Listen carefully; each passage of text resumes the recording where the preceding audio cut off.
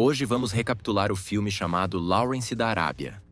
Em 1935, enquanto pilotava sua motocicleta por uma estrada rural na Inglaterra, Lawrence tentou desviar de ciclistas no topo de uma colina, mas perdeu o controle e acabou morrendo no acidente. Durante seu serviço memorial na Catedral de São Paulo, o coronel Harry Brighton o descreveu como o homem mais extraordinário que já conheceu. Do lado de fora, jornalistas se esforçavam para descobrir mais sobre sua vida enigmática e as pessoas que o cercavam, mas sem sucesso. Aos 29 anos, Lawrence começou sua carreira no quartel-general britânico no Cairo, durante a Primeira Guerra Mundial, ocupando um simples cargo de cartógrafo militar. No entanto, sentia-se insatisfeito e entediado com a rotina de colorir mapas. O que realmente desejava era viver aventuras no deserto. O Sr. Dryden, do escritório árabe, sugere ao general Murray que Lawrence, um especialista dedicado e profundo conhecedor dos assuntos árabes, embora indisciplinado, seja enviado para uma missão especial na Arábia. Ele argumenta que, embora inútil no Cairo, Lawrence poderia ser extremamente valioso lá. Murray, desprezando sua natureza insubordinada e considerando-o pouco masculino, aceita a sugestão. No escritório, Dryden explica a Lawrence sua missão. Ele deve avaliar o progresso da revolta árabe contra o Império Otomano e a força das tribos no acampamento do Príncipe Faisal, repassando informações ao escritório político britânico. Após receber permissão para viajar, Lawrence parte rumo ao deserto acompanhado por seu guia beduíno, Tafas. Montados em camelos, eles atravessam a imensidão árida em direção ao seu destino. No caminho, Tafas bebe água de um poço em Masru, que pertence a uma tribo beduína rival. Logo em seguida, um beduíno vestido de negro se aproxima e atira em Tafas, matando-o por ter bebido do poço proibido. Ele se apresenta como o Sheikh Sherif Ali ibn al-Karish. Lawrence pergunta por que Tafas foi morto, e Sherif responde que ele não era nada, mas o poço era tudo, e sua tribo sabia que não podia usá-lo. Lawrence questiona por que ele próprio não foi morto, já que também bebeu do poço, e Sherif diz que ele é bem-vindo. Sherif então convida Lawrence a segui-lo até o Príncipe Faisal, mas Lawrence recusa e afirma que encontrará o caminho sozinho com sua bússola. Sherif observa a bússola e decide ficar com ela. Lawrence diz que isso o tornaria um ladrão, e Sherif pergunta se ele não sente medo. Lawrence responde que seu medo é problema dele. Sherif concorda e se despede com um "Que Deus esteja com você". Lawrence segue sozinho pelo deserto, cantando e brincando com o eco ao atravessar uma região rochosa. No alto de uma saliência, o coronel britânico Harry Brighton, já avisado pelo príncipe Faisal sobre sua chegada, observa a cena e elogia sua animação. Lawrence explica que está ali para avaliar a situação. E Brighton, seu superior no deserto, informa que as tribos árabes estão desorganizadas e desmotivadas. De repente, aviões turcos atacam o acampamento de Faisal, lançando bombas sobre os beduínos. Brighton comenta que aconselhou os árabes a se mudarem para o sul, mas eles não entendem o poder das armas modernas. O príncipe, desmoralizado, admite que suas táticas tradicionais são inúteis contra a tecnologia militar dos turcos. Ele lamenta que seu povo não esteja preparado para lidar com explosivos e máquinas de guerra, citando primeiro os canhões e agora os aviões. Diante da ameaça, os milhares de beduínos se reúnem e partem para o sul, em busca de segurança. Na tenda do príncipe Faisal, o xerife Ali se junta a Lawrence e ao coronel Brighton, que discutem com o príncipe como os britânicos podem integrar os árabes à sua campanha militar. No entanto, o verdadeiro interesse dos britânicos é proteger o canal de Suez, sem comprometer recursos para ajudar os árabes a derrotar os turcos em Aqaba. Brighton sugere que as tribos árabes recuem para Yembo, onde receberiam disciplina, treinamento de oficiais europeus e equipamentos modernos, como rifles, para serem incorporadas às forças britânicas. Faisal, no entanto, exige canhões iguais aos dos turcos em Medina. Brighton insiste que os beduínos primeiro precisam aprender a enfrentar um exército moderno. Lawrence, embora repreendido por seu superior por parecer desleal, simpatiza com Faisal e expressa sua opinião. Ele elogia a imensidão do deserto e o espírito independente das tribos árabes, defendendo sua causa com convicção. Em sua visão, o deserto é como um oceano sem remos, onde os beduínos se movem e atacam com liberdade. Ele argumenta que essa sempre foi a maneira de lutar dos beduínos, reconhecida mundialmente, e que assim devem continuar lutando. Após a saída de Brighton e do xerife Ali, Lawrence permanece com Faisal. Enquanto discutem o futuro árabe diante da Guerra Ocidental, Faisal reconhece a ambição imperialista dos ingleses pelas terras árabes, enquanto Lawrence declara que é hora dos árabes se reerguerem e se tornarem grandes novamente. Faisal concorda, lembrando que foi seu pai quem iniciou a guerra contra os turcos por esse ideal, e expressa seu sonho de restaurar os jardins perdidos de Córdoba. No entanto, ele observa que antes dos jardins virá a luta, e para alcançar a grandeza, os árabes precisarão dos ingleses ou de um milagre. Durante a madrugada, Lawrence caminha pelas dunas, refletindo sobre se poderia ser o salvador messiânico dos árabes. É então que toma a decisão de capturar a guarnição turca em Aqaba por terra. Em um novo confronto com o xerife Ali, Lawrence é chamado de louco e arrogante por sugerir uma travessia difícil pelo árido deserto de Nefud. Ele insiste que será possível, levando apenas 50 homens, pois os turcos não esperam um ataque terrestre. Com a permissão de Faisal e sem o conhecimento de Brighton,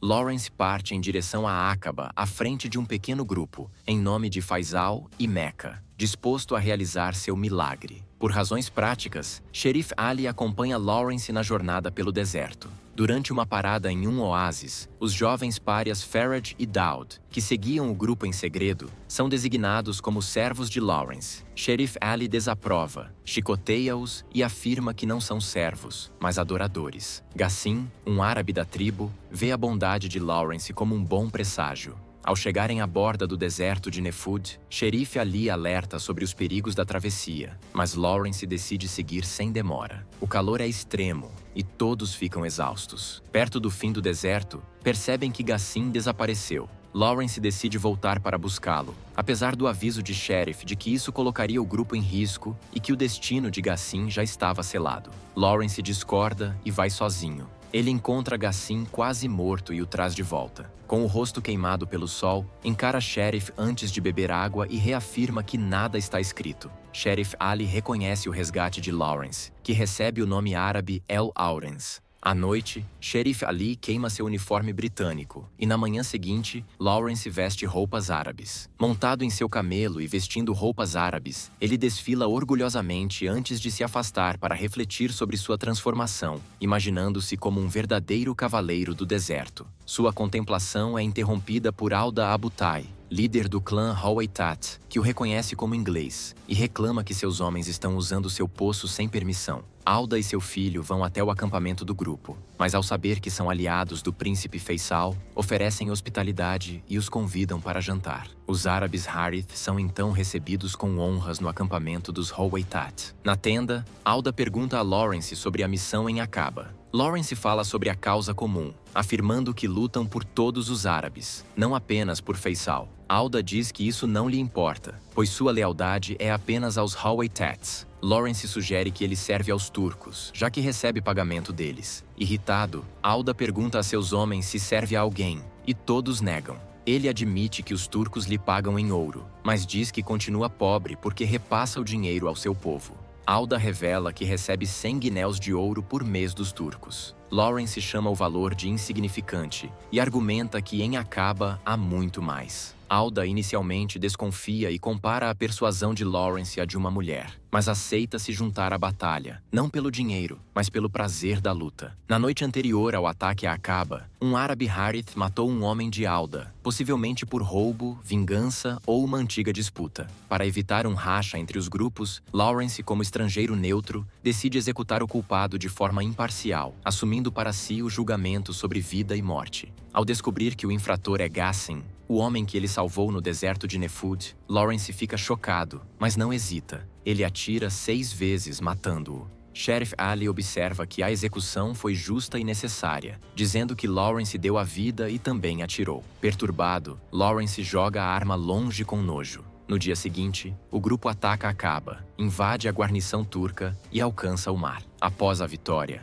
Lawrence instrui Xerife Ali a chamar o príncipe Faisal e o exército árabe para ocupar a cidade, enquanto ele planeja voltar ao Cairo para relatar o sucesso. Auda, ao perceber que o saque consiste apenas em papel moeda, reclama da ausência de ouro. Lawrence pergunta a Auda se ele veio pela guerra ou pelo ouro. Auda responde que veio pelo prazer da luta, mas que o ouro também tem seu valor. Para acalmá-lo, Lawrence promete voltar em 10 dias com ouro, armas e tudo o que foi prometido. Ao atravessar o Sinai, o grupo enfrenta uma tempestade de areia, e Lawrence perde a bússola. Para evitar andar em círculos, decide cavalgar diretamente para o oeste. Durante a travessia, Dowd cai em areia movediça. Lawrence tenta salvá-lo com seu turbante, mas não consegue. Ele observa, impotente, enquanto o jovem servo desaparece. Finalmente, Lawrence e Farragut chegam ao canal de Suez e avistam um navio, confirmando que alcançaram seu destino. Do outro lado, fazem sinais para um motociclista, que pergunta quem são.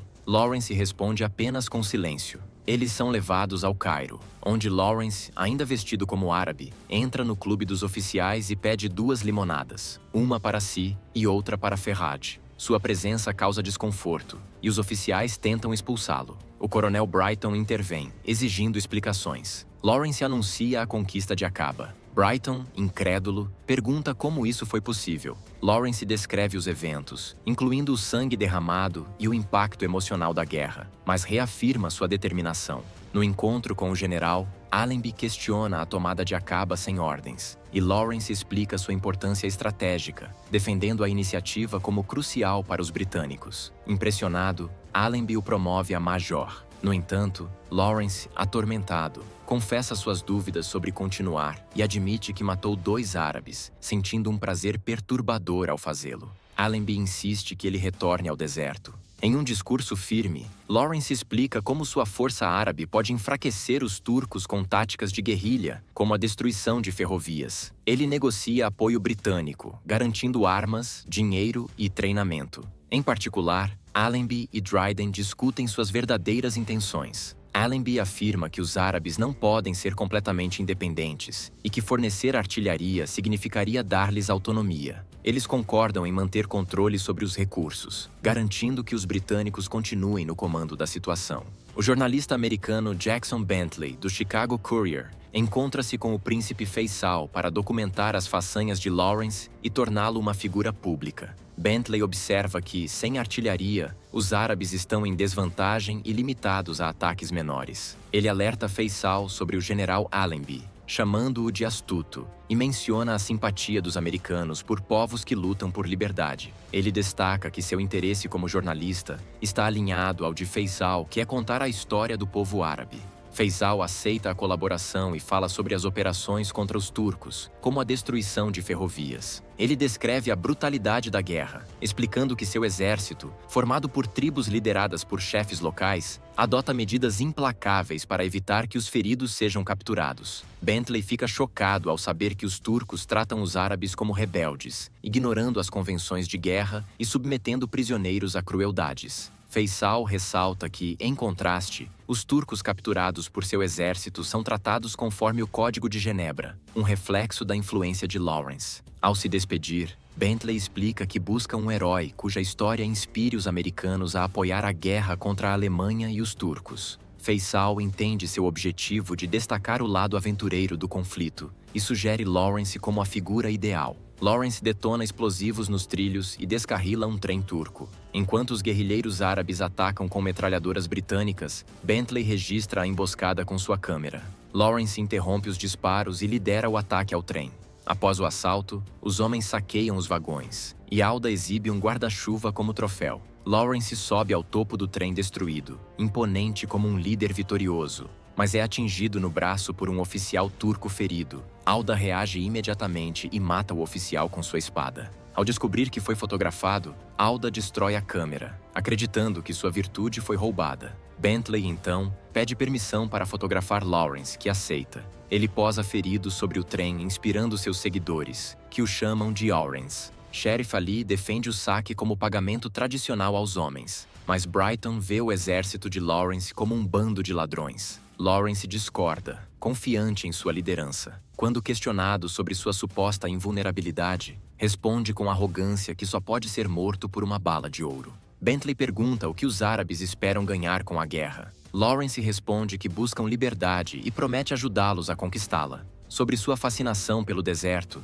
ele simplesmente diz que é porque é limpo. Pouco depois, outro trem turco, carregado de cavalos, é atacado com sucesso. Alda, satisfeito com o saque, decide voltar para casa. Brighton o chama de desertor, mas Alda o ignora, dizendo que o verdadeiro tolo é quem não parte quando tem chance. Lawrence, por sua vez, anuncia que seguirá para o norte, rumo a Deraa, atendendo às ordens de Allenby, mas com seu próprio objetivo de expandir os limites da revolta árabe. Durante outra emboscada a um trem, Farage sofre um grave ferimento causado por explosivos. Para evitar que ele seja capturado e torturado pelos turcos, Lawrence o executa por misericórdia. Com a chegada do inverno, a lealdade de seus seguidores começa a enfraquecer. Sheriff o alerta sobre seu crescente isolamento, mas Lawrence, confiante em sua capacidade de realizar o impossível, desafia os homens a segui-lo até Deraa. Decidido a explorar Deraa ao lado de Sheriff, Lawrence acaba capturado por uma patrulha turca e levado ao comandante local. Sua pele clara e olhos azuis o diferenciam dos demais prisioneiros, chamando a atenção do líder turco. O comandante insinua suas intenções, rasga as roupas de Lawrence e descobre um ferimento de bala, perguntando de qual exército ele desertou. Quando o turco toca sua pele e belisca seu peito, Lawrence reage golpeando-o na virilha. Como punição, ele é açoitado e deixado abandonado em uma rua lamacenta. Sheriff resgata Lawrence e cuida de seus ferimentos, insistindo para que ele descanse e se alimente. Profundamente abalado, Lawrence finalmente reconhece sua fragilidade e abandona a ilusão de ser invencível. Quando o Sheriff menciona a revolta árabe, ele nega ser sua personificação e lamenta sua própria identidade, beliscando a própria pele clara e dizendo que aquilo é quem ele realmente é, e nada pode mudar isso. Sheriff rebate, afirmando que as limitações físicas e emocionais fazem parte do que define um homem.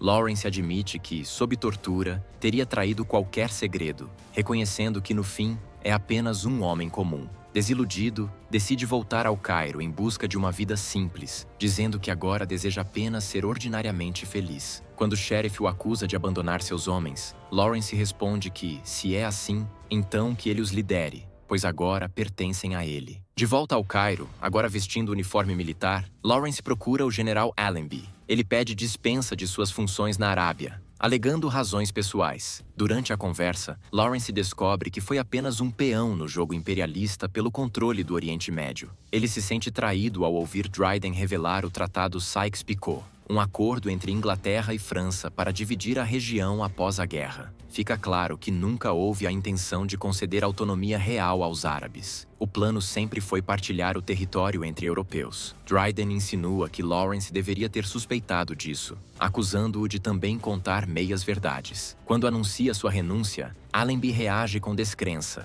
lembrando-o de sua importância no ataque iminente a Damasco. Mas Lawrence reafirma seu desejo por uma vida comum. Allenby, no entanto, apela ao seu senso de grandeza, chamando-o de o homem mais extraordinário que já conheceu e alertando que desperdiçar seu destino seria um erro. Relutante, Lawrence resiste, mas acaba cedendo à pressão. Concorda em liderar o ataque, mas deixa claro que seus objetivos não são os mesmos de Allenby. Ele pretende entregar Damasco aos árabes, desafiando os planos britânicos. Vestido como árabe e montado em um camelo, Lawrence se reúne com as tribos para o ataque a Damasco, atraindo guerreiros com promessas de pagamento generoso. Os generais britânicos avaliam a força árabe como uma cavalaria irregular de cerca de 2.000 homens. Brighton alerta que, impulsionado por sua ousadia, Lawrence pode chegar a Damasco antes dos britânicos, a menos que seja detido por uma coluna turca no caminho. Durante a marcha, Lawrence e seus homens encontram essa coluna, responsável pelo massacre de uma vila árabe.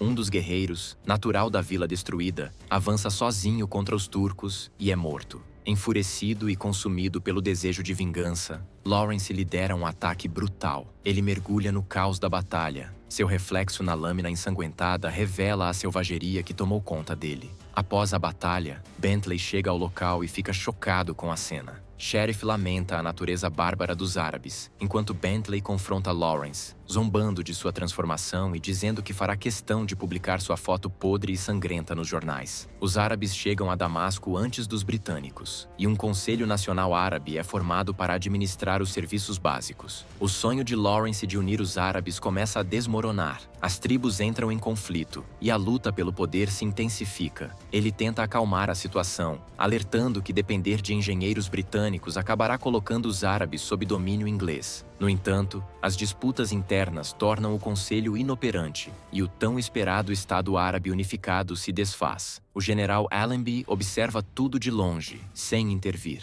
Alda sugere que Lawrence abandone a cidade e volte para o deserto. Mas ele, exausto, se recusa. Sherif decide permanecer em Damasco para aprender sobre política, o que leva Alda a criticá-lo por abandonar as tradições árabes. O hospital turco em Damasco se enche de feridos e sofre com a falta de água. Um médico britânico, irritado, insulta e agride Lawrence, chamando-o de árabe nojento. Diante do fracasso em unir os árabes, Lawrence aceita a patente de coronel e se prepara para voltar à Inglaterra, deixando para trás sua identidade árabe. Enquanto isso, o príncipe Faisal negocia com os britânicos. Ambos chegam a um acordo frágil, e Faisal reconhece o papel simbólico de Lawrence na libertação de Damasco, embora todos pareçam aliviados com sua partida. Na estrada de volta para casa, ao cruzar com árabes montados em camelos, ele é tomado por memórias de seu passado. De repente, um motociclista passa em alta velocidade, como um presságio da morte trágica que o aguardaria em um futuro acidente de moto.